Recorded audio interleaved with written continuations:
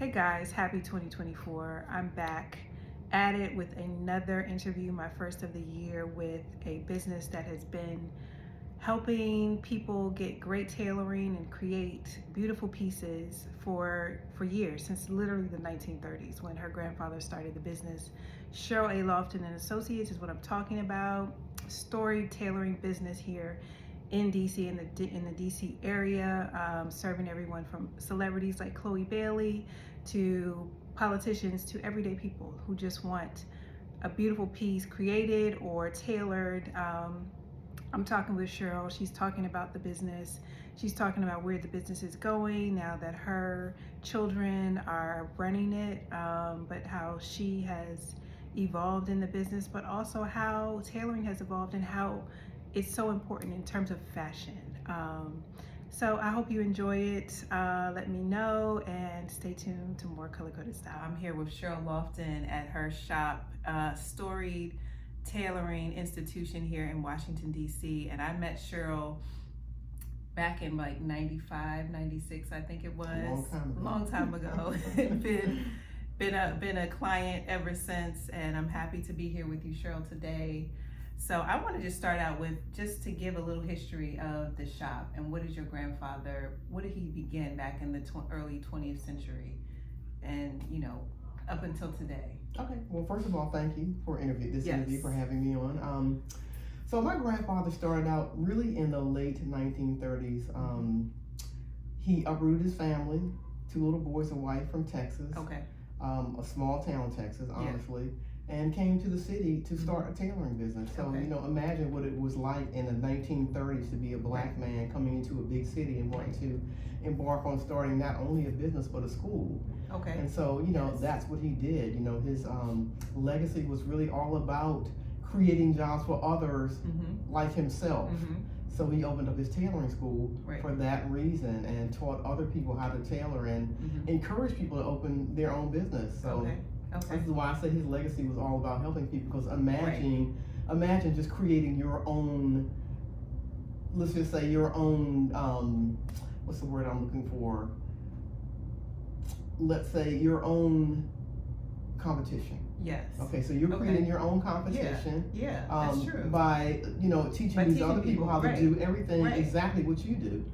But back then, during that time, I remember clearly there were really only 4 black tailors in the DC area, and they all knew each other. There was A.J. Robinson Custom Tailors. There was Logan Tailors. Yeah. There was another gentleman, I can't think of his name, downtown, is what Williams the tailor. Okay. And there was my grandfather. Wow. And they all collaborated all the time. Yeah. One person could do something that the other one couldn't. They got together. They helped each other.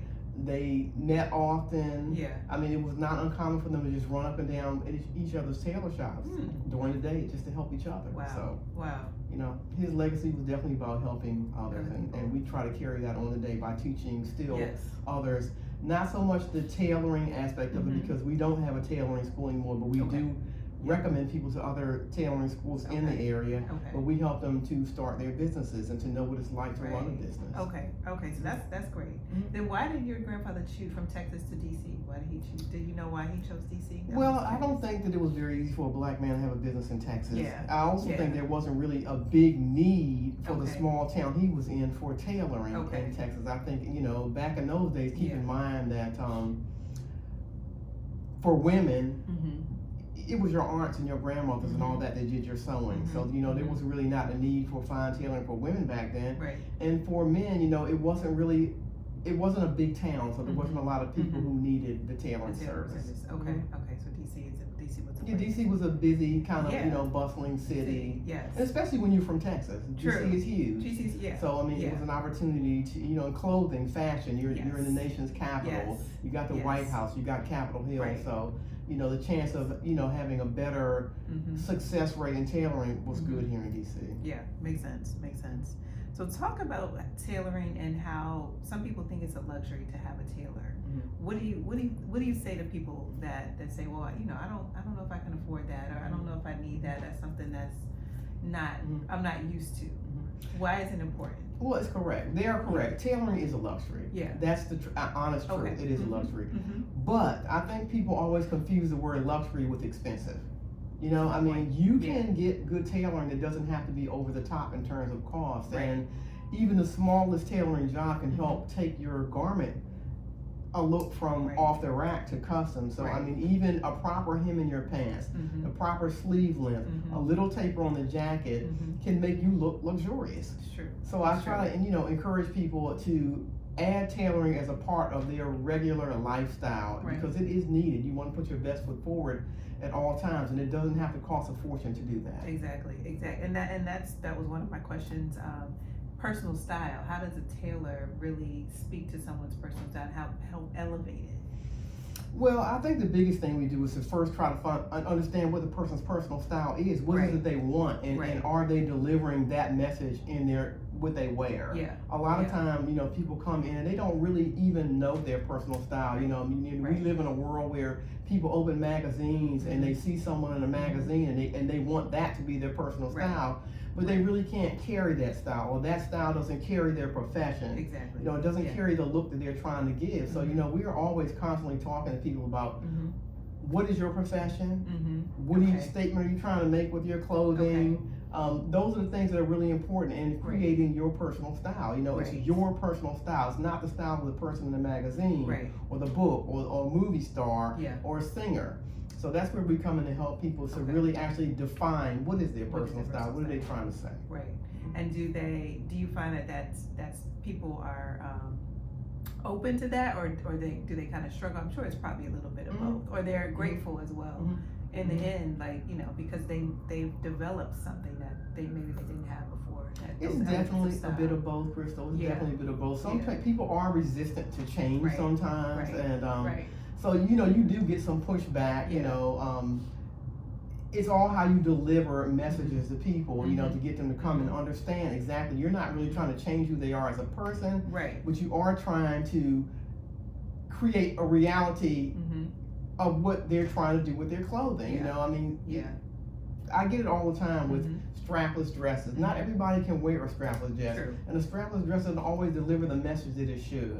Skinny pants. Not every man can wear skinny pants. It doesn't look good on everybody, and it really doesn't deliver maybe the message of who they are. If you're rolling up into a job interview for an attorney's office, you want to walk in there with super skinny pants, with crop pants, with your socks showing and things like that. So.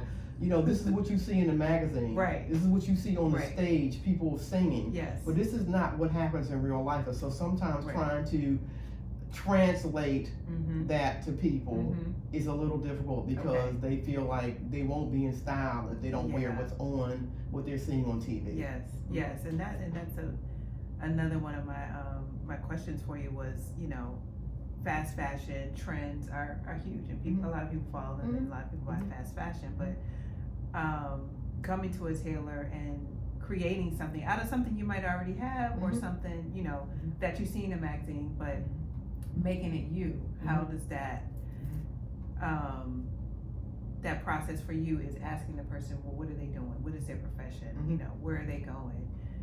How is that changed over the years, actually?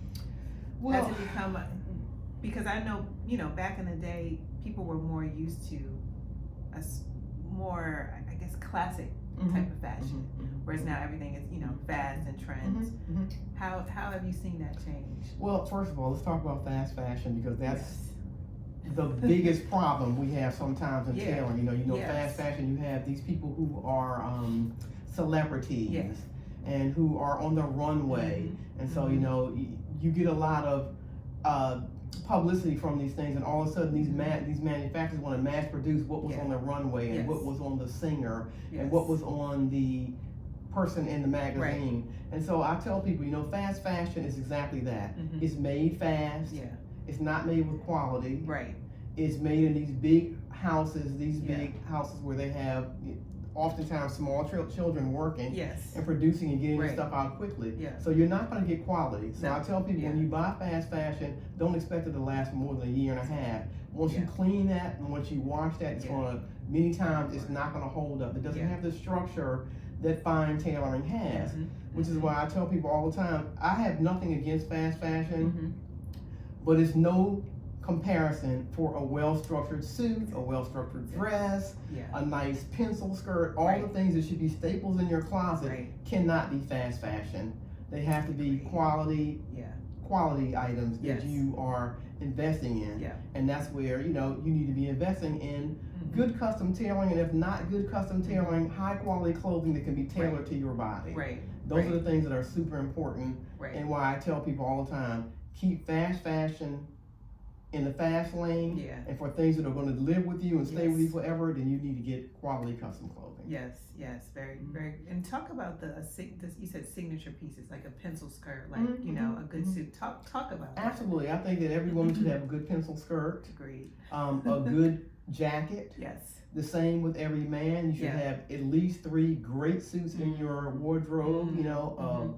Gray, a blue, sometimes black. A lot of guys resistant to black because they call that their funeral suits and things like that. But black is good to have. Black is good to have. You know, for men and women, because black looks well all the time. It does. And so, and the other thing is custom shirts for both men and women. You need women. some for men and women especially. Yes, nothing shows up better than a crisp white shirt. At any time of the day, day or night. I call these things that go from the boardroom to the bedroom. It's true. Great, good custom shirting. And we don't talk about that a lot with women. I don't know. You hear that with the men. They they're big on the good shirts, but for women, that's a well, women in general in tailoring, you don't hear a lot about it. Women just were not, like I said, they weren't raised to go to tailor shops. When I was young and working in my grandfather's tailor shop, there were very few women that came in there. There were always men. They always brought their sons with them, or even their grandsons. But there were not many. There were very few women that came in there because we were not accustomed to getting. Well, we might have fine tailoring, but it was tailoring that someone in our family did. You would go to what they would call a seamstress back then. To have your clothes done. But that's changed now. Women have finally recognized that they need, just like they need their shoes shined at a cobbler. They need their clothes fitted to perfection for whatever they're doing. And the difference between a seamstress and a tailor, like, aren't they the same? Pretty much. A seamstress was, so in the day of my grandfather's tailoring school, there were programs, seamstress, tailors. The seamstress were people who would do the finishing. They would do women's clothing, making skirts and things like that. So that, really became the difference between a seamstress and a tailor. It was really more a gender thing as far as I'm concerned. You had a female who was considered a seamstress, a male was a tailor. But I knew many seamstress that sew circles around tailors. So, it was just kind of a gender thing. We call all of our people tailors. Men and women. We have a staff of 3 men, 3 women. They're all our tailors. And is that probably industry standard now? Because I don't hear seamstress much anymore either. But I'm not in the world. It's still around. It's still very much around. I have people come in here and they're like, oh, well, I'll take it to the seamstress at my cleaners because they don't want to pay the price sometimes. So, they always refer to the person at the cleaners as their seamstress. That's interesting because there's a tailor at my dry cleaners too, and I think of him as a tailor, but And he's a man. It's a man. It is a man. Yes. Interesting. That difference there. We'll talk about. My sister came and got her prom dress created by you in 1996. I think she had a picture from like Vogue or Elle. I think it was. And it was like kind of like a caftan, like a great type of a dress. I remember it very well. She had the fabric, and that was 96. It's 2023 now, but it's a beautiful dress. Like she could put that on and wear it to any gala or whatever. Talk about creating something that someone brings to you and making it come to life. Well, if I remember correctly, your sister had also a sketch with her. My memory is not what it used to be, but I think she had a combination of a sketch and something she had seen in a magazine. Yeah. And so that is always the beginning of how it's making someone's, vision come to life. Is we always ask people to bring in some sort of a sketch, or if you can just bring pictures. A lot of people are like, oh, I can't draw, and that's fine, but you still need to bring in a picture of what you want so that we can talk about what that means to you, how we can get you into this garment and look as best as possible, because not everything on a picture is going to work for you. True. If I could have you see how many people come in here and they always have a picture of what Beyonce had on and this is what they want, and I'm like, well, you got to have a lot more than just a picture to create that look and make it work for you, because not everybody has Beyonce's body. Exactly. And that's the hardest conversation a lot of times, is having conversations with people about what works for their body type and why you can't do certain things. You can do it, but it won't look good on you. And for us, we of course want to always have you looking your absolute best. And because we don't want you showing up in something that we made. And people are asking you where you got that from, and we weren't honest with you about how it's going to look on you. Not everybody can wear pleated. Not everybody can wear wide legs. Talk about that, and that's because of people's different body types. Yeah, there's body types. Yes, pleats tend to make you look bigger. True. And especially if you wear short pleats. Yes. They tend to, and so people don't really understand that and grasp that. And it's okay if you don't mind that. But, if you're going to show up in a picture and not like the way you look because you chose to wear a pleated skirt that added much more girth to you than you really have, then, here we have it, right? And the same thing with, like I said, skinny pants. I'm big on talking to people about these skinny pants and these crop pants for men and women, mostly for men. Mostly for men. I'm fine with crop for women. It's a style for women. It's a style for women. I just think that but the men, these suits sometimes are worn so tightly. These people see these things in a magazine that look like they're painted on them, and they literally look like you have on a suit that's a size too small for you, and the pants are too short for you.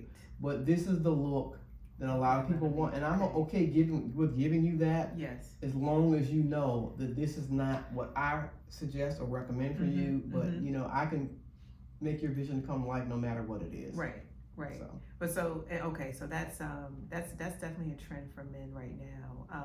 But this is going away. It is going away. Pleats are returning. Cuffs are returning, and I welcome that with open arms. I've also seen like the wider leg pants for men that in the suits. That does look nice. Actually, things are coming back. Fashion is cyclical all the time. It's going to come and go. So I'm elated that wider legs and wider cuffs and pleats, things that we grew up, seeing our grandfathers and our fathers wear. That and we always loved how well dressed they were. And those things are timeless. They are timeless. This is why we have a lot of people who are thrifting. Because they want the timeless styles. And so and they want the quality, and this is where you're going to find that a lot of times in some of these thrift stores or some of these estate sales is where you're going to find good quality clothes that can be cut down to your size. Talk about that. Are you seeing more of your clients bring in things that they either got at their store or they had in their closet that they just want to kind of change? When I was looking at one of your videos, this was, I think, for the Obama inauguration, you saw a lot of people coming in with dresses that or maybe suits too, that they already had. Economics, number one, but also maybe just, them saying, hey, I have something. I like this. I just want to tweak it and make it a little better for this event. Well, there seems to be a raise in the level of people's consciousness lately in terms of, waste. And animal rights. And the carbon footprint of the world. So people don't want to go out and do things that they feel are going to hurt the environment. So you have people shopping their closet rather than buying new.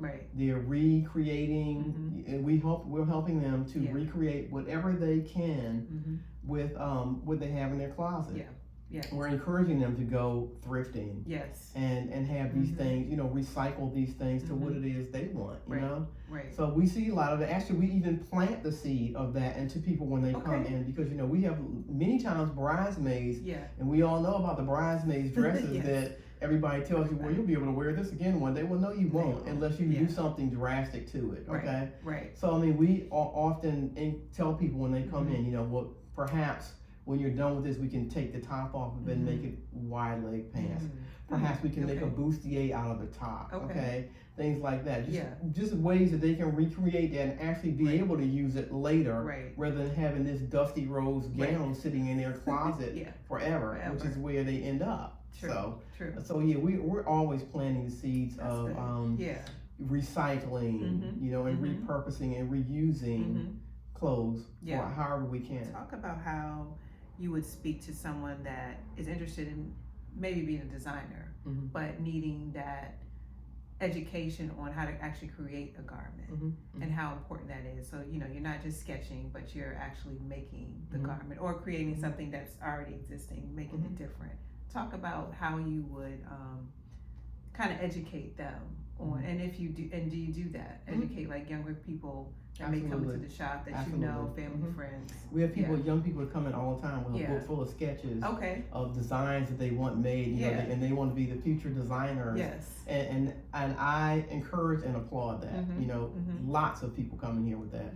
But I do tell them that they need to learn a little bit about the construction of the garment. They need to sew a little bit. They don't have to become a master tailor or a master seamstress. However, but they do need to know that if they are going to be designing clothes and they're going to have to create these prototypes of the clothes that they want produced, then they need to know what goes into the construction of it. They need to understand what good stitching is opposed to bad stitching. They need to know what kind of fabrics work best with these kind of garments. So they do need to be behind the machine. And learn the basics of sewing. And so, I encourage them to go to sewing schools in the area. There is one, I can't think of the name of it right now, but there's a gentleman who actually my grandfather gave him his first machine. His name is Jazz. And he has a place right here off of Georgia Avenue where he teaches young people to sew. And it's a free program. And he's an amazing teacher. He has lots of people in there helping him. And so I encourage people, go learn how to sew a little bit before you start embarking on becoming a designer, so that you know what you should be paying also for these. You need to know what you should be paying for these garments that you want made, and how much are you going to be able to market these for. When you put them on the market, what can you sell them for? What's going to be the markup? So you have to know what you will be paying for getting these things produced. And you want them produced properly. That's the biggest thing. Nothing is worse than putting your garment out there and it's unfinished on the inside, the stitches are crooked, the wrong kind of seams are in it, the wrong kind of thread was used on it, so it's pulling up and down. So these are the things that you need to know as an upcoming designer. No, that's big, because if they don't know, if they have a prototype, they send it out to a manufacturer, they get it back, and the stitching, maybe they don't quite know that, okay, this isn't the right stitching. They don't. Or they've used the wrong material for whatever the piece might be. They use the material that you sent them. More times out of 10, you just didn't know that material wasn't appropriate for that design. So talk about that and the materials, and how do you figure that out? If you have a client coming in and they have a silk, but they want a dress or whatever made that needs to be cotton or something.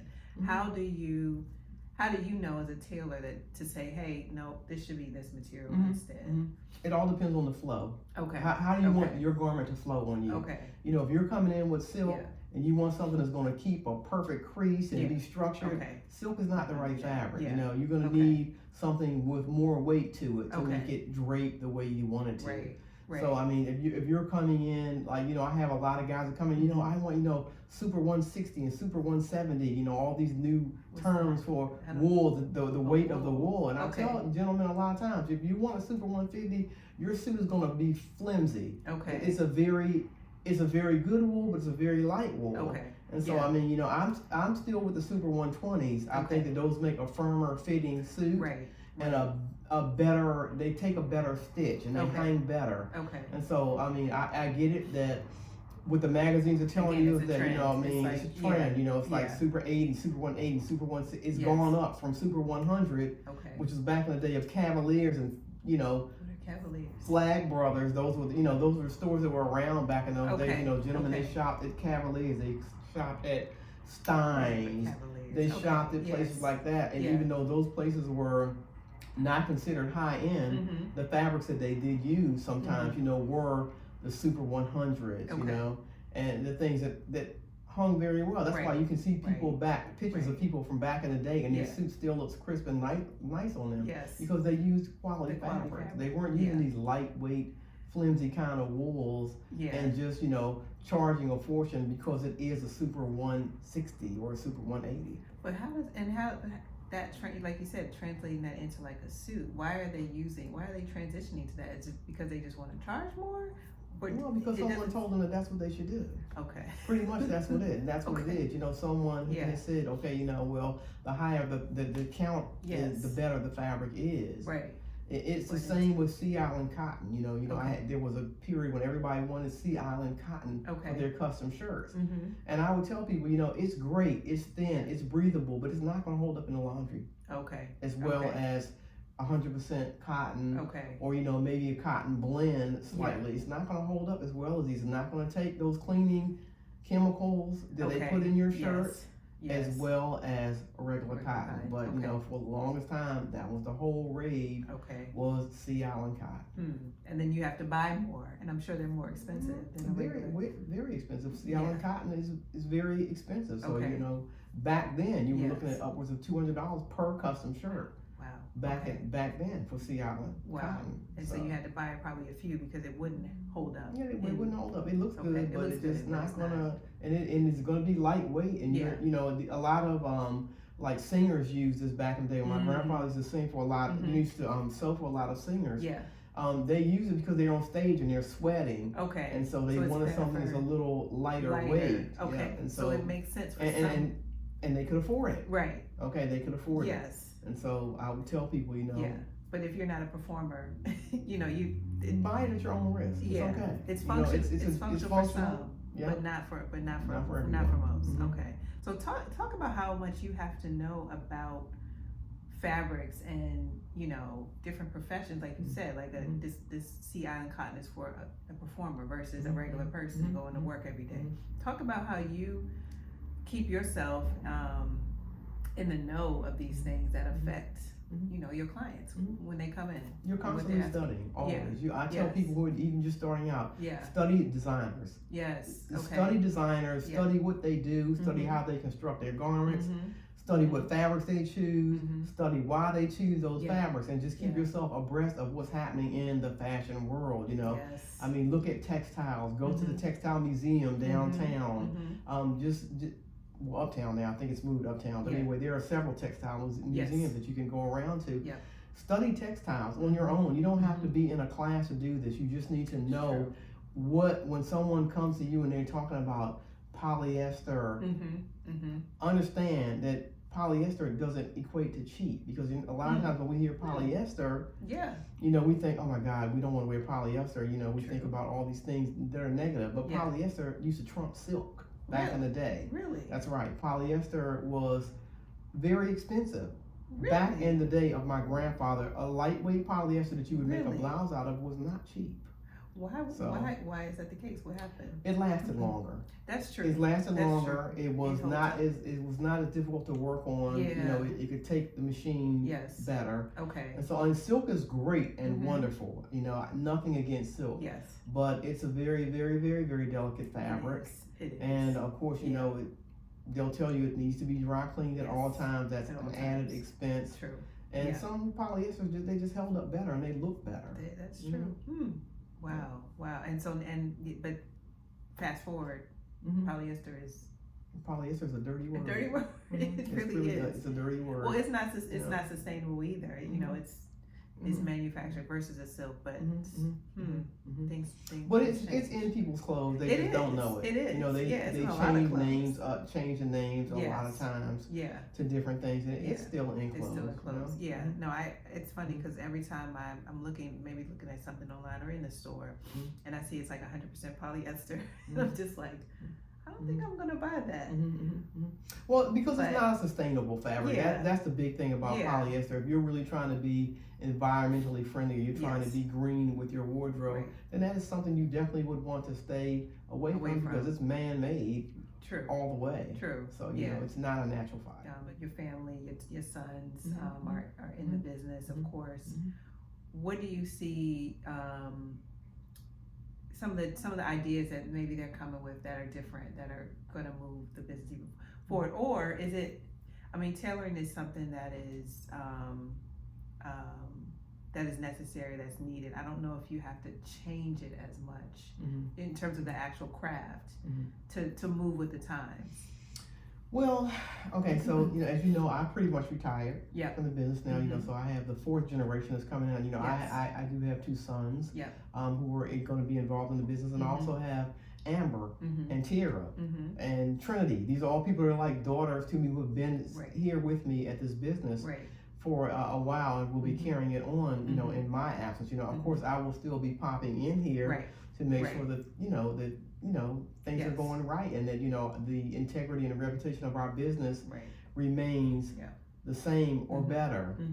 So in terms of where it's going in terms of fashion, I mean, I would say the biggest thing that's going to change the way the new generation runs the business is technology, social media. Social media, you know, back in the day, you know, we put flyers on cars and things like that. We didn't have what they have now. You know, they have TikTok, they have Instagram, Facebook, some things I don't even know of. So, you know, they're constantly interacting with clients and generating new business through social media. So, you know, as far as the styles, you know, trends come and go. They're all educated on custom tailoring and the fine tailoring, so you know they're working with both to put it out there. We do a lot of comparisons on then and now construction and things like that on social media. We do a lot of repurposed stuff on social media. If you follow us, you know our social media is Tailored in DC. It's our Instagram. You'll see the things that they are doing now that are moving the business forward. So, and I mean, I'm happy for that. You know, I have sons who are tech savvy. I have Amber, who is tech savvy. I have my younger Tierra, who's a photographer and tech savvy. You know, all the things that I'm not, they are. And so, you know, they're going to move the business forward that way. And that's what you have a whole group of of people that are doing the different things. Okay. And are you seeing an influx of younger people because of you know your family and extended family, I should say, that are running the business now? Well, not is it a good mix? Still? It's a good mix. It's a very good mix. You know, we have of course we have Tierra on social media and and photography and she's 23. So she is going to appeal somewhat, and I encourage her to appeal to her audience of people, because these are people that are spending $250 on a pair of jeans. They can afford tailoring, right? And I tell people, if you can afford to pay $250 for a pair of jeans, you should be wearing the jeans correctly. Okay. And that's also speaks to what we were talking about earlier, the personal style. Like, instead of just following the trend, like a $250 jean, that's a trend now. Like, help them to develop their own own style. I find a lot of people. Sometimes when I go to the thrift store, I find these brand new garments almost that are in the thrift store, and the zipper is broken on them. And from that, I learned that these younger people don't know that a zipper can be replaced. And so they will get rid of their leather jacket or their $200 jeans because the zipper broke. And so we're on social media showing this is how you put a zipper on a pair of jeans. A leather jacket can have a zipper replaced. You can shorten the sleeves on leather. You can do all these alterations to these things that y'all are throwing away. It's education. It's education. And that's good that you're doing that. Because I don't think it's not when I was growing up, we knew about that stuff because that was, you know, a while ago, but yeah, our parents did it. Exactly. We didn't, yeah. But you know, we didn't throw away a jacket because the zipper was busted. You fix it. You go get it fixed. Yeah. But nowadays, you know, these younger people don't really know about tailoring, or repairs, and things like that, and so they don't know that you can get that fixed and shorten your jeans, taper the legs on your pants so they're not so wide, you know, because a lot of times you get people who are shorter and they buy these pants, and when you shorten the legs are like this wide because you shorten the half of the legs. And you can bring that, you can taper it. A lot of people don't know that, so it's always amazing that when I am here, I see these young people come in and we redo there, and they're like, "Oh wow, I didn't know you could do that. I'm gonna bring you 10 more pair, right?" Things like that. Exactly, so. And that's also it's the trend, it's the fast fashion that you know you can throw something away and just get something else, and you know. But at $250 a pair of jeans, I don't think so. You shouldn't be throwing. You shouldn't be throwing those away. Know? No, but if they don't have, if they don't know what's possible, then that's what they're gonna do. You know what really is though, you know, that's important to me is that you know. When I think back, I was just thinking back about, you know, my grandfather and the A.J. Robinsons of the world and the Williams and Taylors and Logan Taylors, that a lot of those tailor shops, their children, like myself, took over the business, you know, and you know, I mean, Williams and Taylor still exists, it's just now Stephen the Taylor. Okay, so that's Logan the Taylor, he while all these people are deceased, sometimes there are members of their families that have carried these businesses on. And when I think about the number of black businesses, you know, when I grew up, like Lee's Flour and Shop, Ben's Chili Bowl, all of us children of these people grew up together. You know, I mean, some of us a little older, some of us a little younger, but carrying on these businesses is really important. And it's something that makes me so happy to see Lee's Flour Shop and Ben's Chili Bowl and even small restaurants that are still going on, Florida Avenue Grill, that were around when I was a child, you know, and are still going on, you know. So I mean, it always makes me very happy to see that these things are still moving forward, and the children and the grandchildren are carrying these businesses on. It's a great legacy, and I think DC is a good place for that because of the type of community that's here. I think that helps to, you know, that with that longevity. I use Lee's Flour right now. I go to Ben's next door right now, you know. I mean, I grew up with this, and so I still go to these places, right? You know, I mean, you want to make sure that they survive. That they survive, exactly. You guys, you're supporting each other as business, just like your grandfather and all the other Taylors did back then. And that was one of my questions, like, why did you choose tailoring? Or did it choose you? It chose me, 100%. You're right on. It chose me. I did not choose tailoring. You know, when I went to Howard, you know, I'm a Howard graduate, right? When I was a kid, I would, you know, when we would go to the beach, I would see the Marlboro Man posted up and the copper tone banner where the dog would be pulling the little girl's bathing suit down. And that's what I wanted to do. I wanted to create that kind of advertisement. Got it. Right? And I went to Howard. I went to the School of Communications, right? I was in school too, part-time in the School of Business, right? So I was combining business with communications. And then of course, you know, when my grandfather got sick and my father was doing upholstery and things like that at the time, there was really it wasn't necessarily convenient for other people in the family to carry on the business. Everybody was doing their own thing. I had a brother who was in the military at the time, you know. My sisters were doing their own thing. And so, you know, I was in this little tug of war with, wow, do I want to go try to get a job with a big advertising firm, or do I want to stay and help the family business go on? And so I had to, you know, make a choice. I didn't think it would be my life, honestly. I thought, you know, that I would, you know, help the business move forward until someone else came in and took it over. Got it. And then, of course, you know, that didn't happen too much later. Like my cousin, Julius Lofton, he has a tailor shop as well on U Street, you know, J.C. Lofton Tailors, which, you know, carries my grandfather's name as well.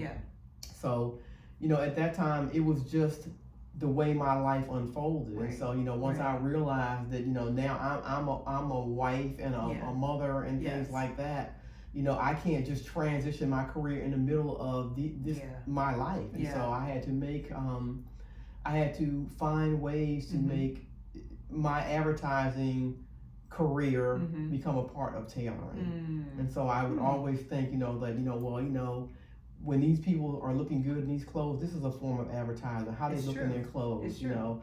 So this is how I had to create my advertising, was through making, you know, the residents of DC look great all the time. So that became my advertisement. What are people wearing in DC? Right. And so I eventually fell in love with the business, and I never left. So it's been what, 42 years.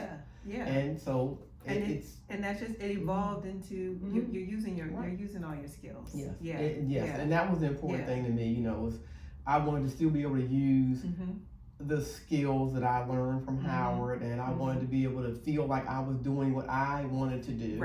And so, you know, now as I step out of this business, I mean, I will learn more about advertising, and, you know, I will be creating videos, you know, I mean, you know, I mean, I'll be gone, but I won't be, right? So, you know, I will be working with my sons and Amber and Tierra, and trying to figure out, you know, what role I can play behind the scenes. I was going to ask you that. What's next? So for me, you know, that will be the most of what's next. But, you know, at this point, I want to enjoy life a little differently. You know, I purchased an RV, so I want to roam around, you know, the states and enjoy nature and things like that. And, you know, and still be a part of the business somewhat. So, of course. You know, it's about, you know, living my life now, doing the things that I want to do. And you're leaving it in good hands. And it's in good hands. It's in very good hands. I'm not here now most of the time, but believe me, I get great reviews from my clients when I hear from them about how they're running the place here. So I'm excited for this next generation to come in and move forward. Love it. Sounds great. Well, I know it's going to be just as great as it's always been. So that's the plan. Yep. Thank you so much for your time. It's been a pleasure. Thank you. Hey guys, thanks for watching my interview with Cheryl Lofton of Cheryl A. Lofton and Associates, tailoring extraordinaires here in the DC area. I hope you enjoyed it. I hope you visit and frequent her business and get something made or get something tailored that you love and that you want to keep for years to come. We wish Cheryl and the business many, many more years of continued success. And thank you again for watching. Stay tuned to more Color Coded Style.